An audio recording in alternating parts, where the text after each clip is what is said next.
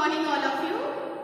Dear students, I hope you are all fine, healthy, and during these days, okay, must follow the COVID-19 precautions and do not go out of your house unnecessarily. Okay, बिना किसी काम के घर से बाहर बिल्कुल भी नहीं निकलो. आपको अगर कोई अर्जेंट काम है तभी आप बाहर निकलो. Okay, now, dear students, today we are going to talk about the new topic of the chapter crop production, that is crop improvement and green revolution. Okay, dear students, we have talked about the basic agricultural practices which we have seen, in which we have seen about what we have to do to develop bumper crops and unity crops only. अगर हमको अच्छी crop grow करनी है तो क्या क्या steps करने पड़ेंगे, we have already learn about this. Now अब क्या है कि कि Indian population and yes basically Indian population is increasing. Okay, now yes population is decreasing also, but increasing is at कि सेम रेट. उसी तरह बढ़ भी रही है जैसे कम हो रही है. सो द कि demand of food supply is higher. Okay, so इस अगर हम ट्रेडिशनल वे में लेके चलें तो हम अगर उस बेसिक एग्रीकल्चरल प्रैक्टिसेस के थ्रू अगर हम किसी क्रॉप को ग्रो करते हैं, so it needs lot of time, की बहुत ज़्यादा टाइम लगेगा और जो नीड है, जो पॉपुलेशन की फूड की नीड है, वो भी पूरी तरह से फुलफिल नहीं हो पाएगी. उसके लिए क्या करना है, governments and scientist develop the crop improvement techniques and it leads to green revolution. Okay, so हुआ क्या कि क्रॉप को इम्प्रूव किया गया, कम टाइम पे अच्छी क्रॉप्स को ग्रो करने की टेक्निक्स और जो उसके तरीके हैं वो बताया गया. ओके, सो ये है आपका जो टेक्निक्स है क्रॉप इम्प्रूवमेंट. ओके, इसका मोटो यही है कि बस फूड को प्रोडक्शन को हाई करना है. ओके, जो फूड प्रोडक्शन है, जो पॉपुलेशन इंक्रीज हो रही है, उसकी डिमांड को फुलफिल करने के लिए फूड प्रोडक्शन जो है वो मच हायर किया गया है. ओके, नाउ तो इसका जो है रिजल्ट क्या है, food production can be enhanced. तो हम कैसे फूड प्रोडक्शन को इनहांस कर सकते हैं, कैसे क्रॉप को इम्प्रूव कर सकते हैं. ठीक है, तो उसमें बेसिकली हमने क्या करना है कि हाई यील्डिंग क्रॉप वैरायटीज को अपने यहाँ ग्रो करनी है. ठीक है, सो इम्प्रूविंग और producing high yielding varieties. Okay, high yielding varieties का मतलब, हाई यील्डिंग वैरायटी मतलब बहुत ज्यादा प्रोडक्शन करने वाली क्रॉप्स. ठीक है, बहुत ज्यादा प्रोडक्शन करने वाली क्रॉप्स, या फिर हम इवॉल्व कर सकते हैं evolving high yielding varieties and paste resistant crop. ठीक है, हमें क्या करना है, ऐसे क्रॉप्स को ग्रो करना है जिसमें पेस्ट न लगे, ताकि हमारे क्रॉप्स का जो है वो नुकसान ना हो और जो है हम अच्छी तरह से मतलब बहुत ज़्यादा अमाउंट में प्रोडक्शन कर सकें. ओके, एंड दूसरी चीज़ की हमें क्या करना है, शॉर्ट ड्यूरेशन में क्रॉप को मैच्योर करना है, evolving varieties that mature in short duration. Crops mature in short duration. Okay, so ऐसी क्रॉप्स को डेवलप करना है जो कि शॉर्ट टर्म नहीं, यानी कम टाइम में ही हमें जो है जल्दी से मैच्योर हो जाए और हम जो है फूड की नीड को कंप्लीट कर पाए. ओके, दूसरी चीज़ है कि improving the quality of crop plants. ठीक है, तो हम क्रॉप प्लांट्स की क्वालिटी को भी इम्प्रूव कर सकते हैं, यानी कि हम उसमें अपने तरीके से चाहें तो उसमें हम जैसे कि बहुत जो है अगर पतली ग्रेन्स हो रही हैं, छोटे छोटे दाने हो रहे हैं, सीड्स, तो हम उसको बड़ा कर सकते हैं. मतलब जैसा हम चाहें उस तरह की वैरायटीज को हम डेवलप कर सकें. That is the crop improvement. Okay, now तो क्रॉप इम्प्रूवमेंट में हम जो है इस तरह से कर सकते हैं. And what is the method. अब मेथड क्या है, क्या मेथड हम अप्लाई करेंगे तो हमारी क्रॉप्स इम्प्रूव हो सकती हैं. Okay, okay, so here is the method of crop improvement. Okay, so basically crop को improve करने के लिए क्या मेथड होने चाहिए. Okay, so there is step basically selection, introduction, hybridization. Okay, so हमने क्या करना, सबसे पहले कि सेलेक्ट करना है, सिलेक्शन. तो सिलेक्शन में क्या करना है कि high yielding and pest and disease resistance varieties are selected. Okay, तो सबसे पहले जो है मतलब हाई यील्डिंग वैरायटीज जिसमें बहुत ज़्यादा प्रोडक्शन होता हो, ठीक है, यानी कि अगर हम मान लेते हैं कि ट्रेडिशनल यानी कि जो हमारी मेन क्रॉप है उसमें अगर एक प्लांट में हंड्रेड्स ऑफ सीड्स बन रहे हैं तो हमें ऐसे प्लांट को चूज करना है, ऐसे प्लांट्स को लेना है जिसमें एक ही प्लांट में जो है आपके थाउजेंड एंड यू नो कि मेनी थाउजेंड्स ऑफ सीड्स जो है वो प्रोड्यूस होती है, यानी कि हाई यील्डिंग वैरायटीज को चूज करना है, सेलेक्ट करना है। और paste and disease resistance varieties जिसमें कि इजीली कोई पेस्ट जो है वो उस पर लग ना सके, ना ही कोई डिजीज उस पर लग सके। ओके, तो इस तरह की वैरायटीज को सेलेक्ट करना है। ओके, दूसरा स्टेप है इंट्रोडक्शन। इंट्रोडक्शन मीन्स कि अब हमने सोच लिया है कि हमें इस तरह की वैरायटीज को लेना है, इस तरह के क्रॉप्स को हमको डेवलप करना है, तो अब उसका इंट्रोडक्शन करना है। इंट्रोडक्शन मीन्स कि उसको हमें लगाना है, तो लगाना जरूरी है कि नहीं हमारे पास वो हो, ठीक है। तो it involve the transfer of these varieties with in unity from our countries, ठीक है, अपने ही कंट्री से हम उसको इंट्रोड्यूस कर सकते हैं। हो सकता है कि हमारे एरियाज में नॉर्थ रीजन में जिस तरह की वीट की वैरायटीज हो, साउथ में उस तरह की वीट की वैरायटीज ना हो, वहाँ पे और अच्छी वैरायटी के वीट्स पाए जाते हैं, वीट गेहूँ, तो वहाँ से हम उसको इंट्रोड्यूस करके अपने एरिया में ला सकते हैं, या फिर हम दूसरी कंट्री से भी ला सकते हैं, ठीक है। तो दूसरी कंट्री में जैसे कि मैक्सिको है, अमेरिका है, इंग्लैंड है, तो वहाँ से हम जो हाई यील्डिंग वैरायटीज वाले जो क्रॉप्स होती हैं या फिर जो प्लांट्स होते हैं उनको अपनी जगह इंट्रोड्यूस कर सकते हैं। तो this is the transfer of high yielding और डिजायरेबल वैरायटीज, यानी कि जैसा हम चाहते हैं उस तरह की वैरायटीज को इंट्रोड्यूस करना, यानी अब उसको लगाना। तो लगाना इन द सेंस कि हमारे पास नहीं है तो हम किसी कहीं और से उसको ट्रांसफर कर सकते हैं। हमारे पास जो है वो डिजायरेबल कैरेक्टर्स वाले जो वैरायटीज होती है वो आ गई है। नेक्स्ट स्टेप क्या है? हाइब्रिडाइजेशन। ओके, हाइब्रिडाइजेशन क्या है? हाइब्रिडाइजेशन को सेकेंड हम क्या बोल सकते हैं? It is also called as cross breeding. Okay, तो इसमें लिखा भी हुआ है कि by cross breeding two varieties, ठीक है। तो हाइब्रिडाइजेशन का मतलब क्या होता है कि भाई देखो प्लांट्स क्या होते हैं, प्लांट्स में जो होते हैं वो मेल फीमेल पार्ट होते हैं उनके फ्लावर में, ठीक है। तो हमें क्या करना है कि जो उसमें सीड्स बनते हैं वो उनके फ्लावर में जो पॉलिनेशन होता है, उनमें जो फर्टिलाइजेशन होता है उसकी वजह से होता है। आपने क्लास 7 में पढ़ा होगा, आई थिंक, यस पढ़ा, multiplication in plants.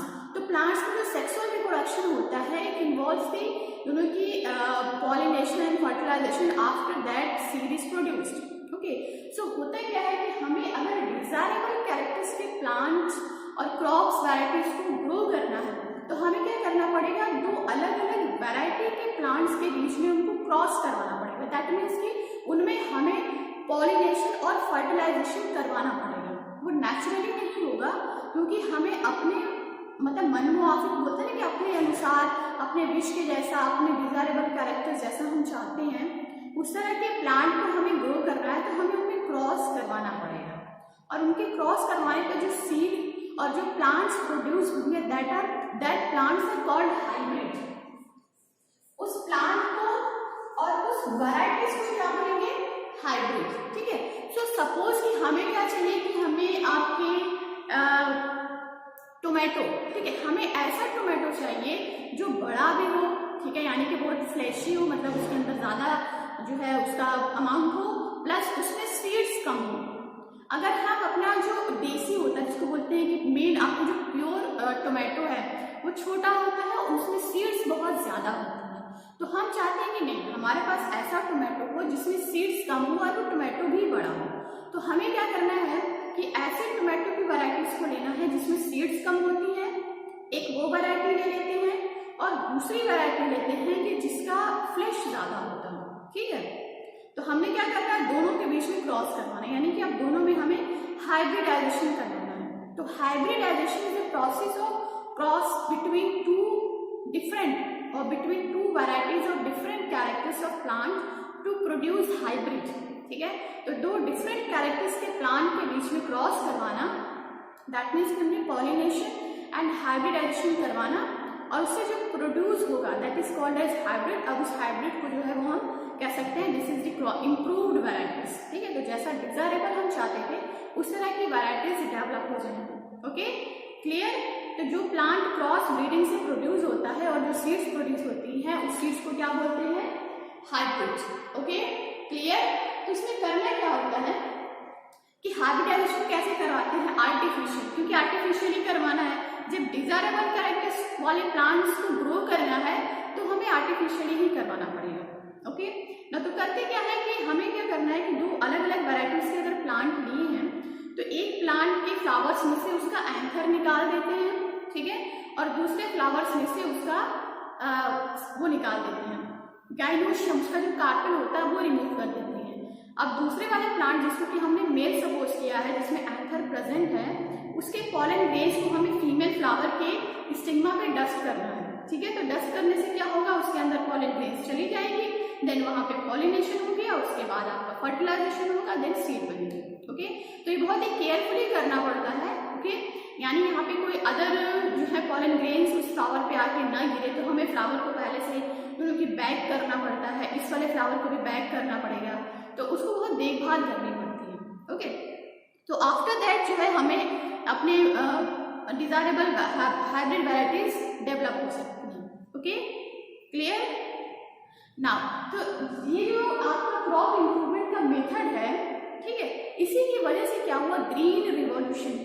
Okay, now let's talk about green revolution. Okay, so green revolution. Okay, so green revolution is the great improvement of the production of food grains in India. This is called as green revolution और during the 1960s to 1980s era, ठीक है, 1960 से 80 के time period में क्या था कि बहुत ज्यादा इम्प्रूवमेंट हो रहा था। ठीक है, यानी कि हम कह सकते हैं कि एग्रीकल्चरल फील्ड में क्या हुआ, या फिर हम कह सकते हैं खेती के क्षेत्र में बहुत ज्यादा ही इम्प्रूवमेंट हुआ और अच्छी अच्छी वैरायटीज के जो प्लांट्स थे वो ग्रो किए गए। तो this is called as green revolution, जिसमें कि हम फूड ग्रेन्स की बहुत ही फूड ग्रेन्स को इम्प्रूव करते हैं। और दिस टाइम में क्या कहते हैं, this time period is called as the golden era of agriculture और फार्मिंग। ठीक है, तो वो इंडियन एग्रीकल्चर का एक तरह से गोल्डन इरा था। दिस टाइम जो है आपका क्रॉप इम्प्रूव किया गया। ओके, सो जो क्रॉप इम्प्रूवमेंट का जो कॉन्सेप्ट था, ये क्रॉप इम्प्रूवमेंट इसलिए पॉसिबल हो पाया क्योंकि उसमें गवर्नमेंट एजेंसीज, साइंटिस्ट और फार्मर्स, ठीक है, इन तीनों लोगों के योगदान से, इन तीनों लोगों के इफर्ट से ही जो है वो ग्रीन रिवॉल्यूशन पॉसिबल हो पाया। ठीक है, क्लियर है। इससे क्या हुआ कि जो इंडिया में फूड प्रोडक्शन था वो काफी ज्यादा इन्हांस हो गया, यानी कि बहुत ज्यादा प्रोडक्शन हो गया और हमारी कंट्री जो है वो सेल्फ सफिशिएंट हो गई, यानी कि अब उसको किसी और की तरफ से फूड के लिए जो है वो डिपेंडेंट नहीं होना है। हमारी अपनी कंट्री में जो है हम अपने वैरायटी के अपने तरह जैसा भी चाहते हैं उस तरह के हम प्लांट्स को इम्प्रूव कर सकते हैं। ओके, फूड प्रोडक्शन भी काफी हाई हो गया है। तो जैसे कि ग्रीन रिवॉल्यूशन के टाइम में क्या हुआ था कि भाई अलग अलग टेक्निक्स के अपने यहाँ ग्रो कर रहे थे, दूसरी चीज की अलग कंट्री से भी इंट्रोड्यूस किया गया था। ओके, तो ग्रीन रिवॉल्यूशन के टाइम में क्या होता है कि हाई यील्डिंग वैरायटीज ऑफ की डार्क व्हीट, ठीक है, डार्क व्हीट की हाई यील्डिंग वैरायटीज को मैक्सिको से इंट्रोड्यूस किया गया। मैक्सिको से high yielding varieties of dark wheat, यानी कि व्हीट के जो ग्रेन्स थे वो तो छोटे छोटे थे लेकिन वो बहुत, उनकी जो क्रॉप्स थी बहुत ज्यादा जो है वो प्रोड्यूस करती थी, वो हाई यील्डिंग वैरायटीज थी। अदर कि वो पेस्ट एंड डिजीज से जो है वो रेसिस्टेंट भी थी। ठीक है, तो इस तरह से मैक्सिकन व्हीट जो है वो आपकी काफी हाई यील्डिंग वैरायटीज थी और इसमें जो है आपके paste and disease causing organism से भी ये रेसिस्ट थी। दूसरी चीज कि इसको जो है लेस इरिगेशन, क्योंकि छोटे प्लांट्स थे तो पानी भी थोड़ा कम देना पड़ता था। ठीक है, उस टाइम, और उसके बाद क्या हुआ कि during of crop maturation was also shorter, यानी कम टाइम में वो जो है आपका जल्दी ग्रो हो जाती थी। इसी तरह जो है high yielding varieties of rice, मेज, बाजरा, शुगर केन एक्सेट्रा, ये सारी भी जो है आपकी इंडियन साइंटिस्ट ने जो है वो that were all well suited to the Indian conditions. ठीक है, तो वो भी जो है आपके बाहर से लाया गया और वो हमारे इंडियन कंडीशंस, यानी कि हमारे जो इन्वायरमेंटल कंडीशंस था उसको वो सूट कर गया और वो अच्छी तरह से यहाँ पे ग्रो हो पाई। ठीक है, एक और बेटा नॉलेज है दैट इज कि जो ग्रीन रिवॉल्यूशन हमारे इंडिया में हुआ था वो साइंटिस्ट जो थे उनके एफर्ट से और उनके ही जो है उनकी वजह से हुआ। This is professor MS Swaminathan, ठीक है, प्रोफेसर माहेश्वरी, और इसमें मुझे नाम नहीं पता बट हाँ MS Swaminathan, okay, MS Swaminathan, Swaminathan, he is called as a father of green revolution, ठीक है, तो इनको ग्रीन रिवॉल्यूशन का फादर बोलते हैं इंडिया में, ठीक है। तो हमारे इंडिया में क्या हुआ, इन्होंने ही जो है उसमें ग्रीन रिवॉल्यूशन में हेल्प किया था, ओके। तो फॉरेन कंट्रीज से जो है ये वैरायटीज को लेके आते थे और यहाँ पे जो है अलग अलग टेक्निक्स से जो है इन्होंने इसको इम्प्रूव किया, okay. Now gains of green revolution, green revolution से क्या फायदा हुआ। तो दूसरी चीज ये हुआ कि सबसे पहले चीज कि ग्रीन रिवॉल्यूशन से क्या हुआ कि हम जो है वो सेल्फ जो है वो डिपेंडेंट हो गए, हम सेल्फ, हमारे पास जो है वो जो है हम फूड ग्रेन्स के लिए सेल्फ सफिशिएंट हो गए, ठीक है। दूसरी चीज कि अब हमारे पास जो है व्हीट, राइस, जो भी हमारे ग्रेन्स उनका एक बफर स्टॉक हो गया, ठीक है, क्योंकि हाई लिंक वैरायटीज प्रोड्यूस करते थे तो बहुत ज्यादा हमारे पास उनका स्टॉक हो गया। हमें अब शॉर्टफॉल अगर कभी होता भी था तो हम जो है हमारे पास स्टॉक है पहले से, तो हम उसको मैनेज कर सकते हैं। दूसरी चीज की ग्रीन रिवॉल्यूशन की वजह से इकोनॉमिक कंडीशंस ऑफ फार्मर जो है वो भी अच्छी हो गई, ठीक है। एंड एग्रीकल्चर क्या हुआ कि वो एक तरह से इंडस्ट्री बन गया, ठीक है, मतलब कि पहले अब छोटी लेवल पे होता था, अभी एक इंडस्ट्री की तरह हो गया, यहाँ पे हर चीज जो है वो मतलब एक बड़े पैमाने पे यूज की जाती है, ओके। तो इन सब चीजों के बाद क्या है कि कुछ इसका जो है हम ये कह सकते हैं कि अनडिजायरेबल इफेक्ट भी पड़ा है, ठीक है, मतलब ग्रीन रिवॉल्यूशन का जो मतलब क्रॉप इम्प्रूवमेंट का जो मेथड था उसका हमारे कंट्री पे, हमारी क्रॉप्स पे जो है अनडिजायरेबल इफेक्ट ये पड़ा है कि बहुत ज्यादा जो है हमने फर्टिलाइजर्स यूज करते थे, तो उससे क्या हुआ कि जो सॉइल है, ठीक है, सॉइल की जो फर्टिलिटी है वो रिड्यूस हो गई, यानी कि अब कम टाइम में अच्छे वैरायटीज को ग्रो करना है तो केमिकल्स फर्टिलाइजर्स यूज करते थे, उससे क्या हुआ कि सॉइल की जो फर्टिलिटी है वो लेस हो गई। दूसरी चीज की injudicious use of fertilizers, weedicides, pesticides, insecticides, ये सारे केमिकल्स को यूज करने से क्या हुआ कि ये जो है आपके सॉइल को पॉल्यूट करने लगे, ये वाटर को पॉल्यूट करने लगे, ठीक है, ड्रिंकिंग वाटर भी पॉल्यूट होने लगा, धीरे धीरे ये हमारे फूड चेन में इंटर कर गया। तो इससे जो है हम कह सकते हैं कि इसका दूसरा इम्पैक्ट भी पड़ा। दूसरी चीज ये है कि हाई यील्डिंग वैरायटीज क्रॉप्स जो होती हैं उनको काफी ज्यादा पानी चाहिए होता था, उसको छोड़ के, वीट वाले प्लांट को छोड़ के कुछ वैरायटीज जब यहाँ पे डेवलप करते थे तो उसमें जो है the varieties need more water, ठीक है। तो उससे क्या हुआ कि लार्ज स्केल पे जो अंडरग्राउंड वाटर था वो यूज होने लगा, यानी कि जो भाई वेल देखो निकालते थे या फिर हम कह सकते हैं नल वाला पानी, ये बहुत ज्यादा यूज होने लगा, जिससे जो अंडरग्राउंड वाटर का लेवल था वो बहुत कम हो गया। तो it's leads to you know कि हम कह सकते हैं वाटर स्कार्सिटी वाली कंडीशन भी इसी की वजह से हो गई है। तो हर चीज का जो है अपना दूसरा इम्पैक्ट पड़ता है, लेकिन एक तरह से हम ये कह सकते हैं कि ग्रीन रिवॉल्यूशन की वजह से फूड प्रोडक्शन में जो है वो इम्प्रूवमेंट हुआ है, क्रॉप इम्प्रूव हुई है और डिजायरेबल कैरेक्टर्स वाले प्लांट को हम ग्रो कर सकते हैं, okay, clear. So dear students, this chapter is done, okay. Now you can do your practices questions and I will send answers of the questions, selected questions in your PDF form, okay. Now in the next class we will talk about another chapter.